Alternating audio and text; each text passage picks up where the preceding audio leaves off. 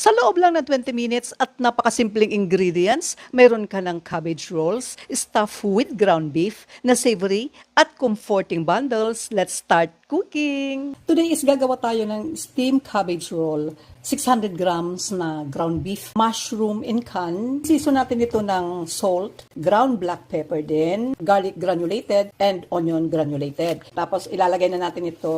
Gagamit din tayo ng 5 spice powder, seasoning powder. Gumamit ako ng food chopper. Ito na po yung mushroom in can at saka isang pirasong carrot. Tapos ilagay na po natin ito, guys. Tapos ang gagawin ko dito, ilalagay ko muna to sa refrigerator para mag-absorb yung panlasang nilagay natin. So, i-mix lang natin ito ng mabuti. So, ito na po yung ating binlanch na spring onion at saka yung repolyo na tinanggal natin isa-isa.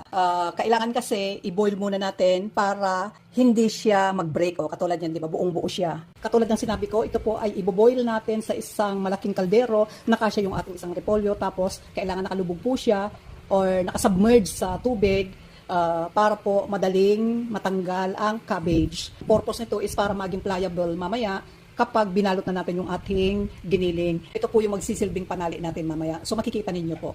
Ready na ang ating giniling. Ayan. Babalutin na po natin ang ating steamed cabbage roll. So ito na po yon. Ito na yung ating repolyo. Maglalagay na tayo ng giniling. Depende na sa inyo kung gaano karami ang giniling na gusto mong ilagay. Ganun lang. Ayan. Tatalian na po natin ng spring onion. Ayan na po, guys, di ba? So very secure na po ang ating cabbage roll. So di ba, guys, napakabilis lang matutunan. So syempre medyo alalay sa paghila. Continue lang, guys, sa pagbalot. Ayan. Napakadali. Ayan, nakatatlo na po tayo, guys. Ilalagay na po natin ang ating binalot na cabbage, roll cabbage. Ayan. So steam po natin ito ng at least 15 minutes. So, mayroon tayong first layer and then maglalagay din tayo ng second layer. Ayan. Kailangan kumukulo na ang tubig before ilagay ang cabbage rolls at asahan na maglalabas ng tubig ang cabbage kaya yung plate na gamitin yung may lalim ng konti. Tatakpan na po natin yan. Sa sauce naman gagamit tayo ng 1 pouch na oyster sauce and lalagay lang po natin sa tubig.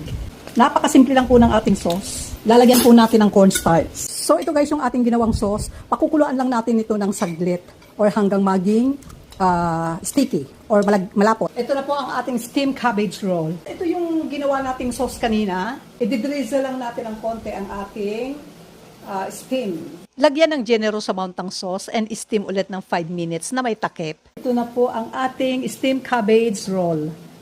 Napakasarap po niyan, guys. Ayan, o. Ano pang inaantay nyo? Kuha na ng mainit na kanin, hot chili soy sauce at kainan na!